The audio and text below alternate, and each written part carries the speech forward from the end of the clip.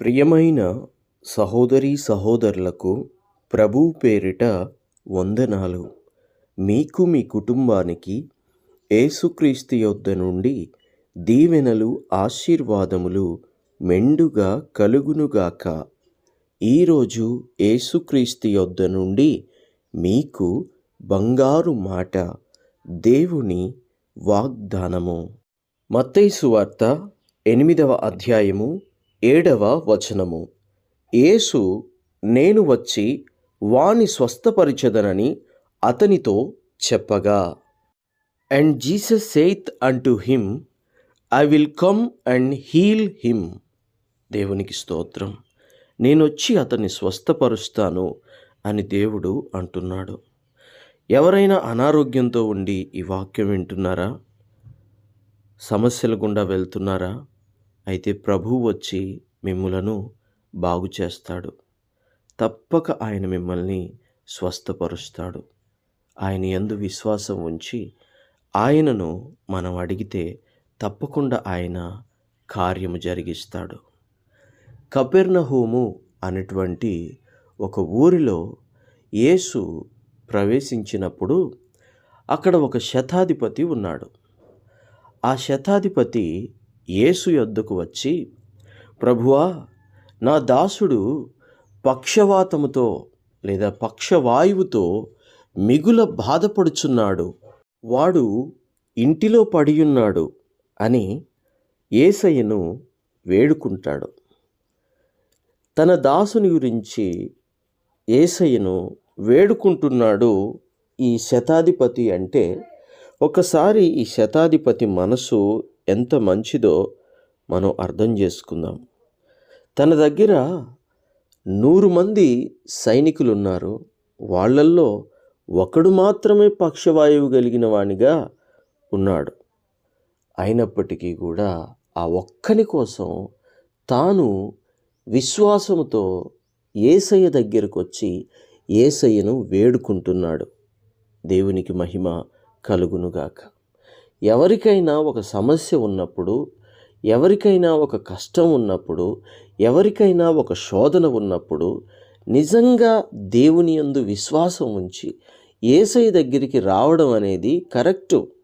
అది మంచి పద్ధతి, అది మంచి విషయం. ఏ కష్టం, ఏ కన్నీరు, ఏ బాధ, ఏ శోధన ఉన్నా యేసు దగ్గరికే రావాలి.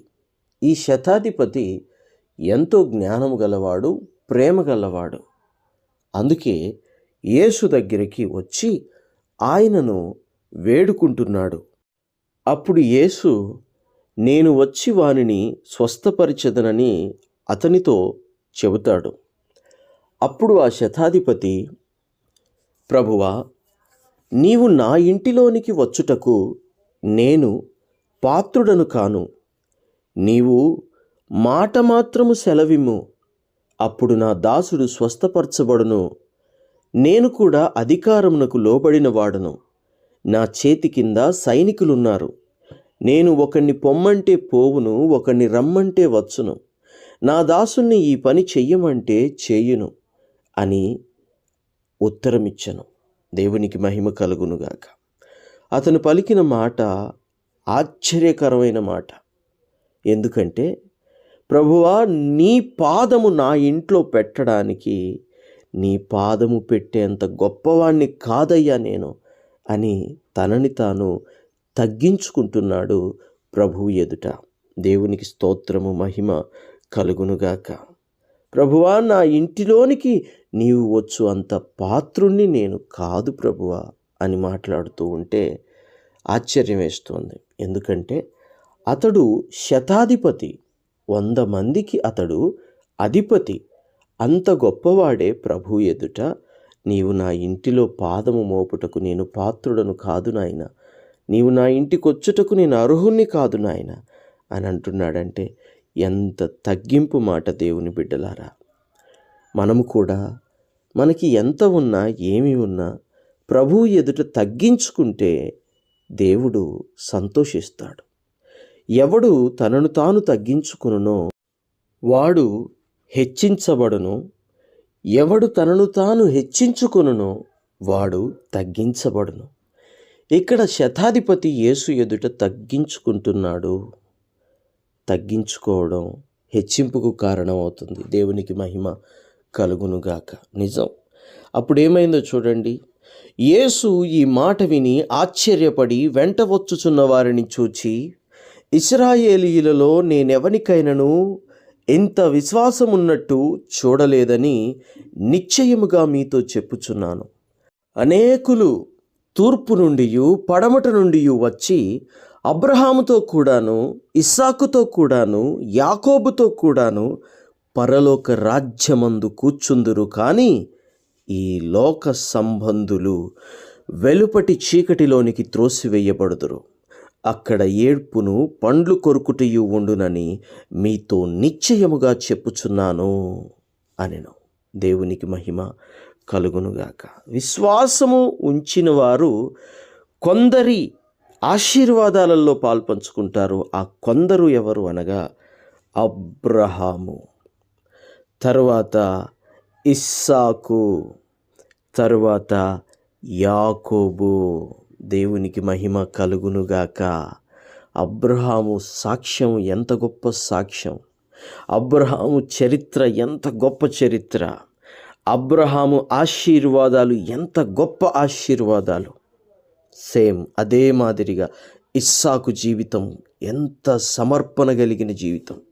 ఇస్సాకు సాక్ష్యం ఎంత గొప్ప సాక్ష్యం! యాకోబు ఆశీర్వాదాలు ఎంత గొప్ప ఆశీర్వాదాలు! ఒకరోజు యాకోబు తన అన్నకు బహుమానం పంపవలసి వచ్చినప్పుడు 520 జీవాలను కానుకగా పంపుతాడు. దేవునికి స్తోత్రము, మహిమ కలుగునుగాక. వీరి ఆశీర్వాదాలతో ఎవరు పాలు పంచుకుంటారో, వీరితో పాటు పరలోక రాజ్యంలో ఎవరు కూర్చుంటారు, ఎవరు సంతోషిస్తారు అంటే విశ్వాసము కలిగిన వాడు మాత్రమే రాగలడు. విశ్వాసము కలిగిన వాడు మాత్రమే సంతోషించగలడు. దేవునికి స్తోత్రము కలుగునుగాక. విశ్వాసము నీలో కలుగునుగాక. విశ్వాసము నీ ఇంటి వారిలో కలుగునుగాక. ఆ ఆశీర్వాదాలు నీవు అనుభవించుదువుగాక. ఆ ఆశీర్వాదాలు నీ ఇంటి వారందరూ అనుభవించుదురుగాక. ఆశీర్వాదాలు పొందుకున్నవాడు అద్భుతమైన విశ్వాసులతో కలిసి ఉంటే, విశ్వాసము లేని అవిశ్వాసం ఏం పొందుకుంటాడు? వానికిని ఒకటి ఉన్నది. అదేమిటంటే వెలుపటి చీకటి. వెలుపటి చీకటి, అది బయట ఉన్న చీకటి. అక్కడ ఏముంటుంది? అక్కడ ఏడ్పు, పండ్లు కొరుక్కొనుట ఉంటుంది. అక్కడ అంతకు మించి ఇంకేం ఉండదు. ఏడ్పు, పండ్లు కొరుక్కుంటాం. ఆ ఏడుపు తట్టుకోలేక పండ్లు కొరికేటువంటి స్థితి అక్కడ ఉంటుంది. దేవుని బిడ్డ, నువ్వు అది పొందుకోకూడదు. మనం ఆశీర్వాదాలే పొందుకోవాలి, దీవెనలే పొందుకోవాలి. దానికి విశ్వాసము బలంగా కావాలి. దేవునికి మహిమ కలుగునుగాక.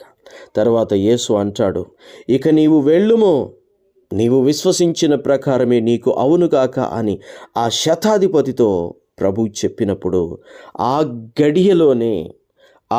గడియలోనే అతని దాసుడు స్వస్థత పొందుకుంటాడు. దేవునికి మహిమ కలుగునుగాక. ఎక్కడైతే యేసుక్రీస్తు పలికాడో అక్కడ అప్పుడు ఆ దాసుడు లేడు. ఆ దాసుడు ఇంటిలో మంచంలో పడి ఉన్నాడు. ఇక్కడ యేసు పలికితే అక్కడ కార్యము జరిగింది. ఇక్కడ యేసు ప్రవచిస్తే అక్కడ కార్యము జరిగింది. యేసు నోట నుండి మన మాట రావడము ఎంతో ఆశీర్వాదం. అలా ఎలా వచ్చింది? తన పక్షాన ఒకరు వేడుకుంటున్నారు. ఎవరంటే తన యజమానుడు. దేవుని బిడ్డ, నీ బిడ్డల కొరకు, నీ భర్త కొరకు, నీ భార్య కొరకు, నీ కుటుంబం కొరకు, నీ తల్లిదండ్రుల కొరకు నువ్వు వేడుకుంటున్నావా దేవుణ్ణి? నువ్వు వేడుకుంటే నువ్వు దేవుని ఆశీర్వాదాలను చూస్తావు. నువ్వు వేడుకుంటే దేవుని దీవెనలను చూస్తావు. దేవునికి మహిమ కలుగునుగాక. నీ జీవితంలో ఏదైనా కొరత, ఏదైనా అస్వస్థత, ఏదైనా లోటు, ఏదైనా లేమి ఉంటే దేవుడు దానిని ఫుల్ఫిల్ చేయునుగాక, నింపునుగాక, దేవుడు నీకు ఇచ్చునుగాక. ఆమేన్. ప్రార్థన. తండ్రి, మీకు వందనాలు దేవా, స్తోత్రాలు అయ్యా. నీ మాట ఎంతో శక్తి గలదయ్యా. నీవు మాట పలికిన మహిమలు జరుగుతాయి యేసయ్యా. అయా పక్షవాయువు గలవాని నిమిత్తము నీవు విశ్వసించిన ప్రకారము జరుగుతుంది అనగానే ఆ గడియలోనే అతని దాసుడు స్వస్థత పొందుకున్నాడు. దేవా, ఆ యజమాని యొక్క విశ్వాసం ఎంత గొప్పది నాయన. అంతటి విశ్వాసం ఒక శతాధిపతికి మాత్రమే ఉంటే దేవుని బిడ్డలముగా క్రైస్తవులముగా చెప్పుకుంటున్న మాకు ఇంకెంత ఉండాలి తండ్రి. మాలో విశ్వాసం ఏమైనా కొరవడినట్లయితే మా విశ్వాసాన్ని నింపండి తండ్రి, మా విశ్వాసాన్ని బలపరచండి నాయన. గొప్ప విశ్వాసంతో మమ్మల్ని నింపి మేమును అంతకు మించిన ఆశీర్వాదాలు చూచున్నట్లుగా మమ్మల్ని కూడా దీవించమని, మమ్మల్ని దీవించే గొప్ప దేవుడు నువ్వు మాకుండగా మాకు మేలు, సంతోషము, సమాధానము, ఆనందమని యేసుక్రీస్తు శ్రేష్టమైన నామములో మేము చెప్పుకొనుచు ఒప్పుకొనుచు ప్రార్థించుచున్నాము తండ్రి. Amen, amen, amen.